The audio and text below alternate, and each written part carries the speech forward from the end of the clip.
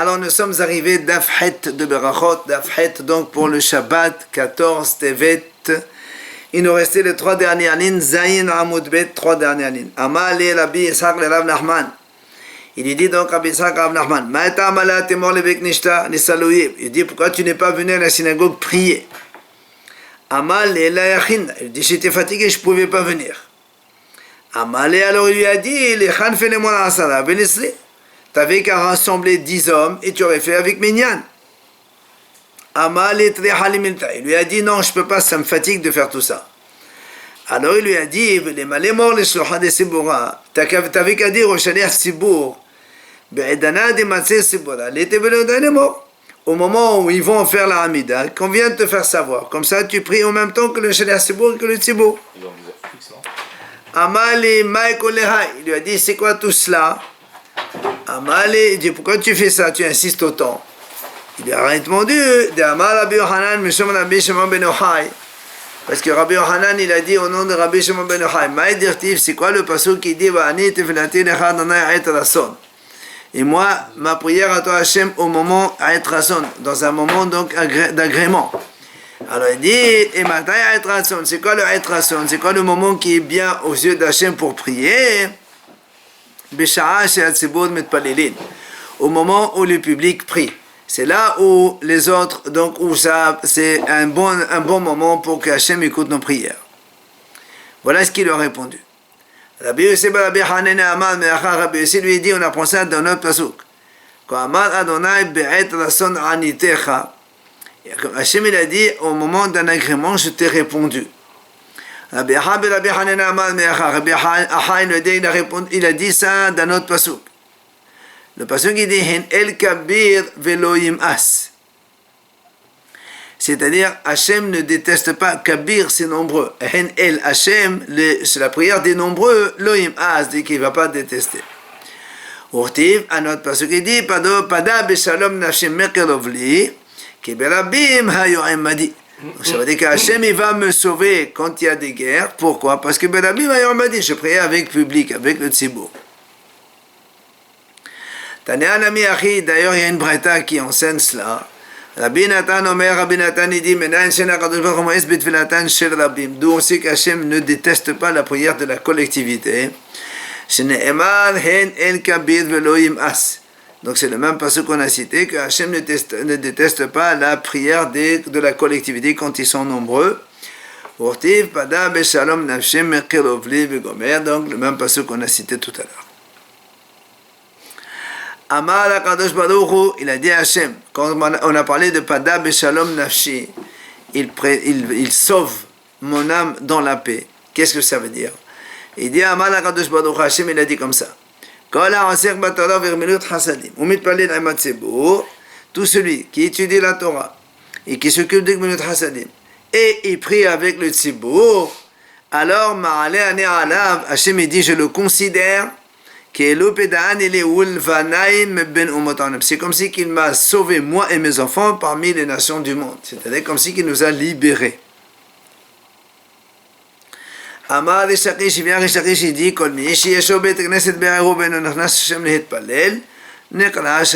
celui qui a une synagogue dans sa ville et qui ne va pas prier dans cette synagogue, eh bien il s'appelle un mauvais voisin. Comme le pasuk il dit, Ko Amar Adonai, Hachem a dit, Al kol shechenai hara'im anoraim banahala shenhatit amit Israël, donc tous mes mauvais voisins qu'ils touchent mon héritage que j'ai hérité à Israël, etc. Là-bas, il continue, je vais les abandonner de leur terre. C'est pour ça que le pasuk dit, il ne dit pas que ça. Il provoque l'exil à lui et à ses enfants, comme le pasuk qui termine justement,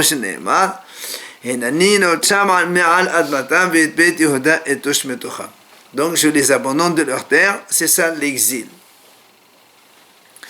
On a dit à Rabbi Yohanan, et qu'à Savé Bevavel, il y a des personnes âgées à Bavel. Tamah, Rabbi Yohanan s'est étonné, il a dit comment? Amar, il a dit, c'est marqué dans le schéma, on lit ça tous les jours. Vos jours se rallongent. Donc sur la terre, donc c'est en Israël, mais pas en dehors. Comment ça se fait que là-bas, ils vieillissent longtemps?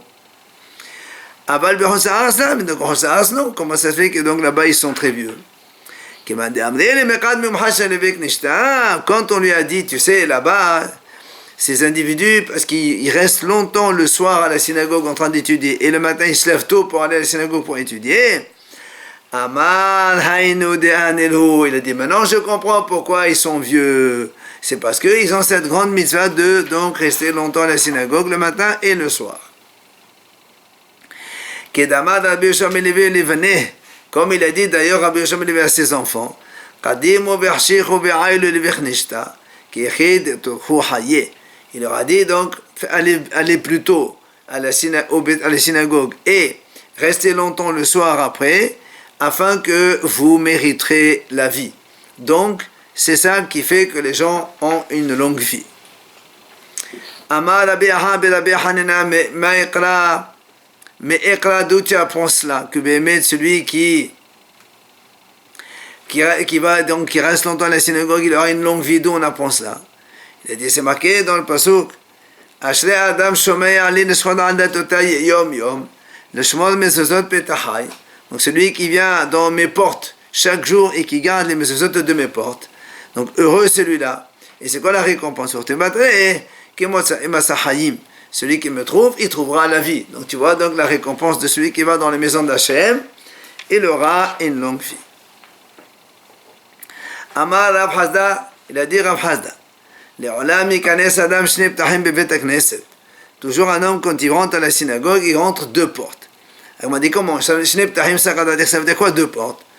Et la M, il ne va pas entrer par deux portes, c'est pas possible. Et la M, c'est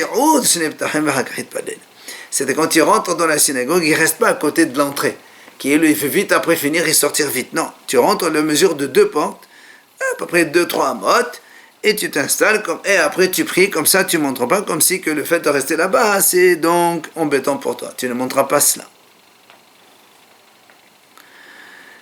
Après l'Agma ramène ici, le passage qui dit Azot itpalel kol hasid elecha le'at meso. C'est pour cela que chaque homme impieux, il priera Hachem le'at meso.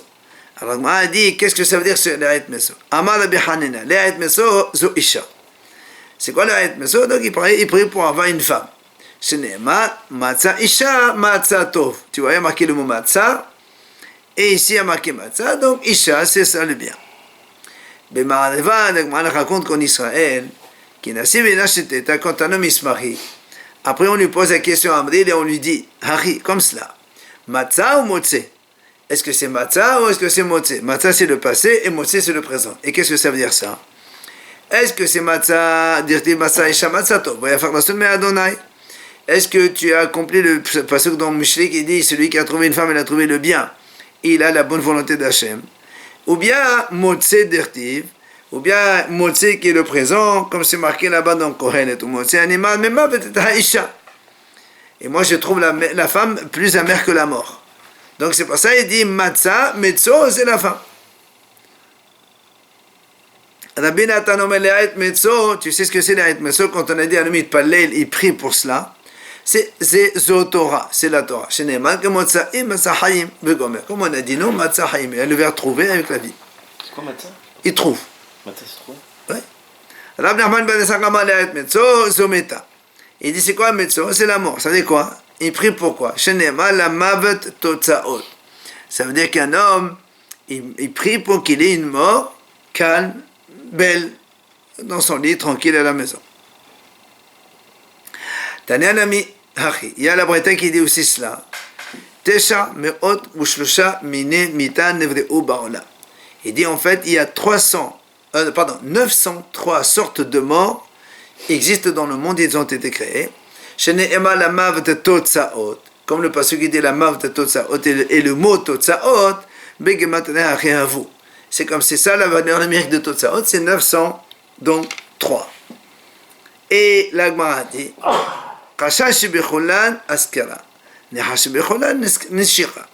il dit la plus difficile c'est Askera, c'est donc l'étouffement, et la plus facile c'est Nishira, quand un homme il meurt avec le baiser d'Hachem.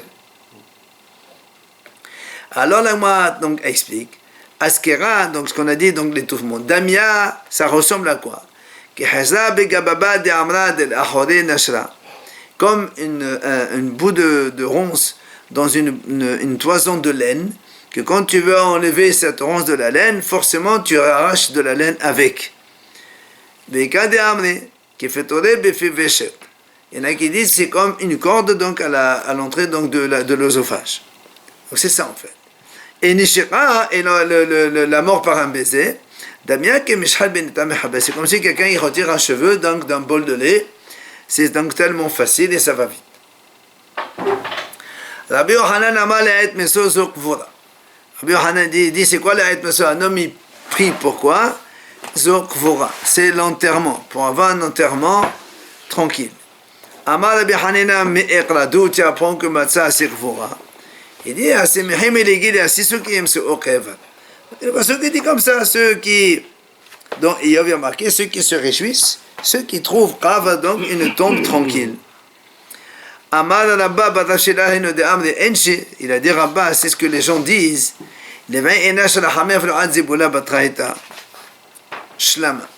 C'est-à-dire un homme il prie pour qu'il aura la paix même jusqu'à la dernière pelle de sable qu'on va mettre sur lui après l'enterrement, que tout se passe bien, qu'il n'y ait pas de problème, même à son enterrement. Mozutra, Ama, Le'aet Meso, c'est Betakese. Et Mozutra lui dit, c'est quoi Le'aet Meso? Un homme il doit prier. Pourquoi? Betakese, qu'il y ait toujours des toilettes pas loin de lui, chez lui. Il dit parce que, comme ça, il ne va pas trop loin, et entre-temps, il peut avoir des maladies. Et en Israël, on a dit, l'enseignement de Mozota, c'est le meilleur de tous. Oui. Il vient à Rabba, il lui dit à Rafram Papa, il dit,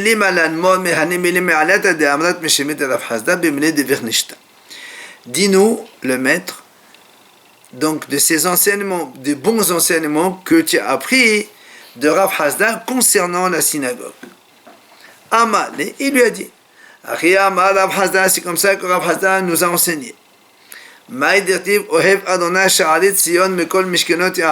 veut dire quoi le verbe qui dit, le pasuk qui dit, Hachem il aime les portes de Sion, donc parmi toutes les résidences de Yaakov. Il dit, ça veut dire, Hachem il aime les demeures qui sont signalées par l'alakha, là on étudie l'alakha. Plus que donc les autres synagogues Beth Midrash. Donc c'est là où on étudie donc la Torah, c'est le plus important. C'est ce qu'il a dit Rabbi Hiya au nom de Ola. Depuis que le Beth Midrash fut détruit, depuis que le Beth Midrash est détruit, Hachem n'a dans son monde que les 4 amot de halakha seulement, donc d'où l'importance de l'étude de la halakha. Abaye a dit, Merish, au début, j'ai étudié chez moi à la maison, après je vais prier à la synagogue. Quand j'ai entendu ce qu'il a dit Rabbi Hiya Badami au nom de Ola, que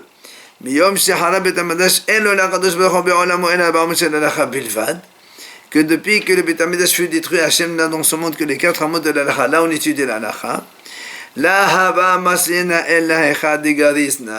Je ne prie que là où j'ai étudié toute la journée. Rabbi Amir et Rabbi Assi, et dit l'Agmar raconte que Rabbi Amir et Rabbi Assi,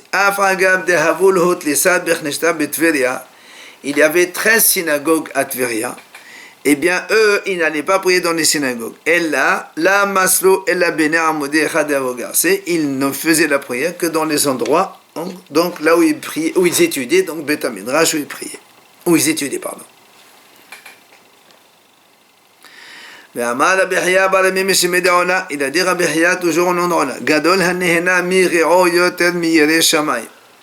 Il dit celui qui profite de ses propres efforts, de son propre travail, il est plus grand que celui qui craint Hachem. Pourquoi?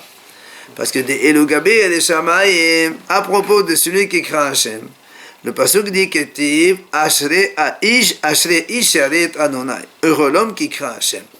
Voilà ce qui a marqué. Par contre, Celui qui profite de sa fatigue, le passage qui dit il y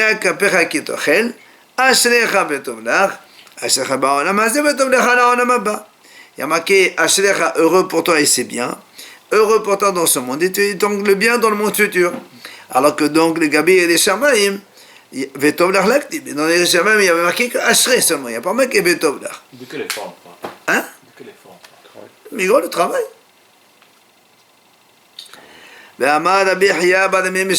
Toujours Rabbi Hiya au nom de Ola. Il dit toujours un homme il habite là où il est à son maître. Parce qu'il a toujours la crainte de son maître. La preuve, il dit tout le temps que Shimei ben Gera, le maître de Shlomo, le Rav de Shlomo était vivant. Shlomo n'a pas osé donc aller épouser la fille de Paro. C'est seulement après la mort de Shimei ben Gera que Shlomo il a été donc se marier avec cette fille-là. Alors la Gemara s'étonne. Comment tu dis un homme doit toujours habiter avec son maître? Il y a une braïta qui dit le contraire. Un homme ne doit pas habiter dans la ville où il y a son Rav. Alors la Gemara dit non, là,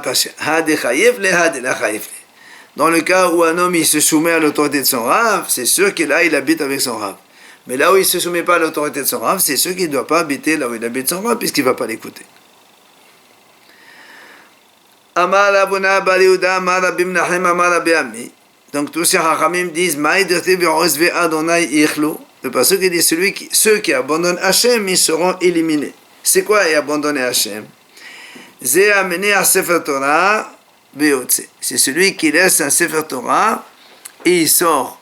Ça veut dire qu'on est en train de lire la Torah et il sort de la synagogue pendant que le Sefer Torah est ouvert. Rabbi Abahu, Nafir ben Gavra le Gavra. Rabbi Abahu, la Gemara dit, quand il y a entre les deux montées, il sort s'il a besoin de sortir.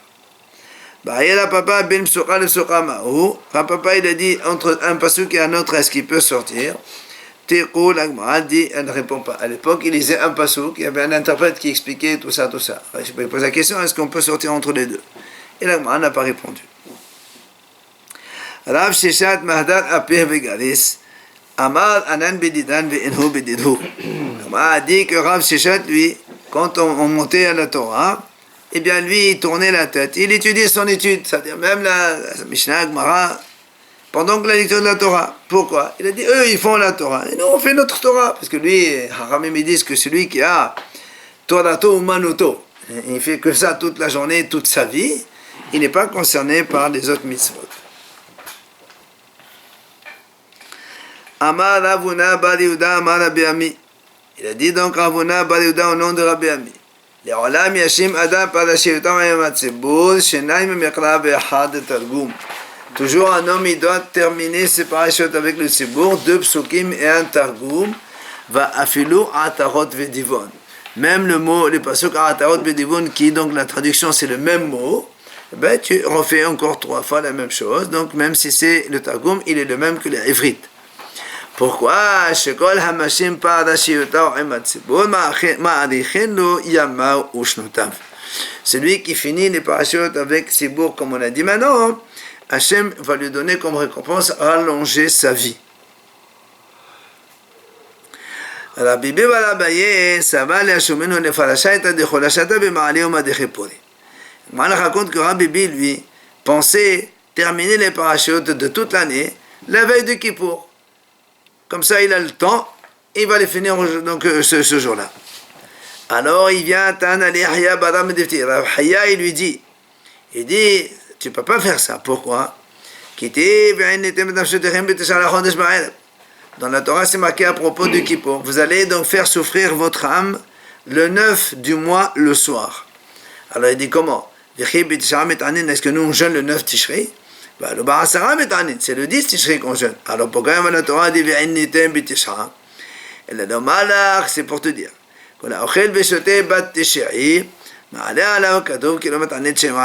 Celui qui mange et qui boit bien le 9 Tishrei, veille de Kippour, on considère comme si qu'il a jeûné le 9 et le 10. Donc tu ne peux pas passer ta journée à étudier, à compléter les parashas Tzibur, parce que tu dois manger et boire la veille de Kippour. Alors la Gemara dit, ça va l'air d'Omenu. Il voulait donc une ou deux semaines avant, et il fait toutes les homashim, il lui a dit, il y avait un vieux là-bas, un sage. Il lui a dit, non. On a enseigné déjà que il ne faut pas ni retarder ni avancer. Donc tu dois lire chaque semaine la paracha qu'il faut.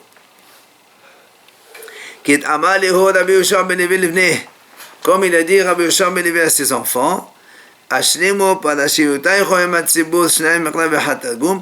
il leur a dit toujours, vous essayez de finir la paracha. Et deuxième chose, il leur a dit, et faites attention quand vous faites la shchita des volailles, de bien couper les vaisseaux, comme il a dit Rabbi Yehuda. D'Etnan, c'est les deux choses. Ça n'a aucun rapport. Rabbi Yehuda, comme il a dit Rabbi Yehuda dans la Mishnah, il faut qu'il coupe bien les vaisseaux,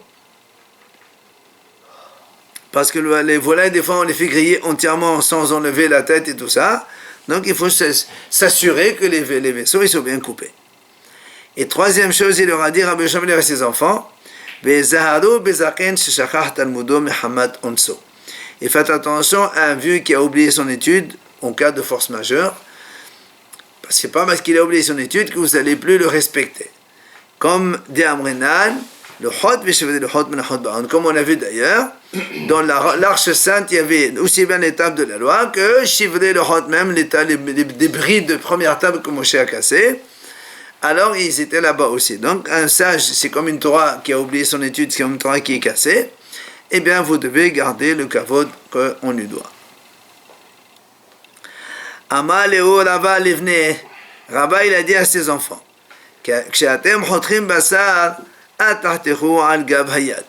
quand vous voulez couper la viande, ne la coupez pas sur le dos de votre main. Pourquoi? Bon, un avis dit c'est à cause de la sakana, de peur qu'en coupant tu vas couper aussi la main. Et d'autres ils disent non, parce que si tu vas saigner, donc ça va salir et donc ça va dégoûter ceux qui sont à côté de toi. Deuxièmement, il leur a dit, ne vous asseyez pas sur le lit d'une goye. Troisième chose, il leur a dit, ne passez pas derrière la synagogue quand le tzibour ils sont en train de prier. Alors, là, moi, va expliquer ces deux notions. Premièrement, ne vous asseyez pas sur le lit d'une femme goy. Et il y a une version qui dit, cette phrase, ça veut dire ne dormez pas sans faire le schéma. Ça ne dormez pas comme une goy, quoi. Mais il y a une version qui dit non, c'est le sens réel, n'épousez pas une goy. Ne dormez pas sur le lit d'une femme goy, donc ne vous mariez pas avec une goy. Pardon, Giurta, excusez-moi, c'est une convertie. Il y en a qui disent donc une vraie goy. Ne t'assois pas sur le lit d'une vraie goy. Pourquoi? Parce qu'il y a une histoire comme ça. Que quoi? Rapapa, il était une chine goy. Elle l'a appelé pour je ne sais pas quelle raison. Elle lui a dit, assieds-toi sur le lit, celui-là. En fait, qu'est-ce qu'elle a fait? Amala Rapapa, il a compris.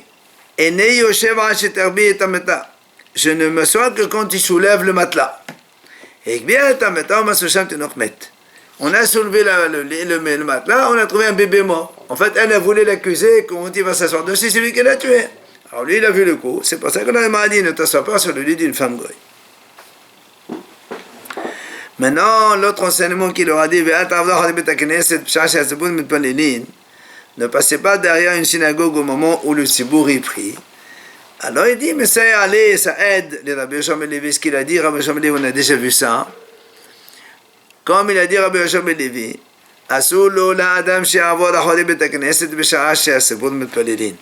il est interdit pour un homme de passer derrière une synagogue au moment où les gens y prient. C'est comme si que toi, ça ne tenait pas concerné par ça. Alors, Amar Abaye, Abaye dit comme ça. Quand est-ce qu'on a dit que c'est assour? C'est quand il n'y a pas une autre porte. Parce que s'il y a une autre porte, peut-être que lui va entrer d'une autre porte. Mais s'il y a une autre porte, peut-être que lui va entrer par là-bas. Deuxième chose, Abaye dit deuxième chose, quand est-ce qu'on a dit que c'est assourd? C'est quand il n'y a pas une autre synagogue, il n'y a que celle-là. Mais s'il y a d'autres synagogues, j'ai le droit de passer et je vais dans l'autre. S'il y a une autre synagogue, il n'y a pas de problème. Enfin, troisième chose, il a dit Abaye, quand est-ce qu'on a dit c'est assourd? Seulement quand celui-là, il ne portait pas un poids sur lui, une charge sur ses épaules, ou bien il n'était pas en train de courir, ou bien il n'avait pas d'être fini sur soi. Là, on peut le soupçonner qu'il est en train de faire contraire. Mais si quelqu'un il a un gros sac sur ses épaules, tu ne peux pas lui dire rentre à la synagogue prier, il ne peut pas prier dans ces conditions. D'abord, il doit aller décharger ce qu'il a, après il vient prier, donc ce n'est pas un problème. Ou bien s'il a les tefilines, tu ne peux pas dire qu'un monsieur qui avant il portait un tefilin toute la journée, s'il a tefilin sur lui et que même s'il passe derrière une synagogue, il ne prie pas, peut-être qu'il a prié déjà ou qu'il a autre chose à faire et après il va prier. Donc ça ne veut pas dire que c'est quelqu'un qui ne croit pas. Tanya Amar Rabbi Akiva, l'après a dit. Il a dit Rabbi Akiva, Beshushat Varim Ohev Anit Hamadayim. Dans trois choses, j'aime les Madayim, les habitants de Madaï. C'est quoi les trois? Un, quand il coupe la viande, il ne le coupe que sur une table. Comme on est dit, il ne faut pas couper sur la main ou sur autre chose. Deux, quand ils embrassent sur le dos de la main. Comme dans le kavod des parents, on embrasse la main des parents. Trois, quand ils donnent des conseils entre eux, ils ne font ça que dans un champ, comme on dit, les murs ont des oreilles. Donc quand ils veulent faire des conseils privés, ils le font dans un champ où il n'y a personne qui entend. Amar Abadabal Ahava, d'où ils ont appris ça? Mais tout simplement, on a vu que Yaakov, quand il voulait parler à Rachel et Léa secrètement, il les a convoqués carrément dans le champ, dans le terrain, où personne ne peut entendre, il n'y a même pas des murs là-bas. Tanya Amar Rabban Gamliel, il a dit Rabban Gamliel, B'shoshat vadim ohevanet apasiyim. Trois choses, j'aime les Perses. Hen sno'en ba'achilatan, ou sno'en be'bet hakeseh, ou sno'en be'davar acher. Il dit, ils sont discrets quand ils mangent, ils sont discrets dans les toilettes, et ils sont discrets aussi dans la relation avec leurs épouses. C'est pas d'actualité, ça. Ah, ça, je sais pas. Alors, la Gemara dit Ani sevit ilim kuddashai. Il y a un pasouk. Il dit Ani sevit ilim kuddashai. J'ai ordonné à ceux qui sont sacrés. Tani Rabbi Yosef. El hapasim ham kuddashin umzumanim le gihinam. Il dit cela, il s'agit des parsim que après la destruction évidemment de Babel, ils sont donc destinés au Guéhinam, puisque c'est eux qui ont détruit le Beth Amikdash et donc exilé Ben Israël, etc. Maintenant, après tout ça, on revient à notre Mishnah. Quand on a dit que jusqu'à quelle heure on fait Arvit, Shema de Arvit, Rabbi Eliezer il a dit donc la première garde, Rabban Gamliel il dit At Hatzot, voilà. Non, Haramim il dit At Hatzot et Rabban Gamliel a Zermod Ashar. Rabban Gamliel dit Shkalob, on a le droit de faire le schéma, donc on va discuter de cela. Amar Rabbi Yehuda Amar Shmuel, Halakha que Rabban Gamliel. Il dit là, on peut faire le schéma jusqu'au Shkalob. Tania Rabbi Shimon ben Yochai Omer, la Gemara ramène ici un enseignement de Rabbi Shimon ben Yochai qui dit Pi'amim, שאדם קודק להשמה, שתי הפעמים בלילה, אחת קודם שיעלה עמוד השער ואחת שעלה עמוד השער ויסבן את אחת אחת של יום אחת של לילה. Il dit Rabbi Shimon ben Yochai donc, des fois un homme, dans la nuit, il fait deux fois le schéma, une avant l'aube, l'autre juste après l'aube, et ça lui vaut une pour le schéma de Arvit et l'autre pour le schéma de Shahanit. Pourquoi il dit de la nuit? Alors justement, l'Agma a dit, Hagoufa Akasha. On dit, tu es en train de te contredire toi-même. Tu me dis deux fois la nuit. Donc d'après toi, donc tu considères que juste après l'aube, c'est encore la nuit. Après tu me dis, après tu me dis non, il s'acquitte après l'aube, celle du jour. C'est contradictoire. Alors l'Agma lui répond, il dit non, là, Léolam, Lilého, tu as raison. C'est donc aussi bien avant l'aube qu'après l'aube, c'est toujours la nuit. Alors pourquoi on a dit donc qu'il s'acquitte du schéma du jour si c'est la nuit? Parce qu'il dit parce qu'il y a des gens qui se lèvent à l'aube. Donc s'ils se lèvent à l'aube, forcément c'est le jour. Donc c'est pour ça que tu peux t'acquitter du schéma du jour après l'aube. Et il a dit la est comme ça en fait. Donc quelqu'un il peut faire le schéma avant l'aube pour Arvit, juste après l'aube pour Shaharit.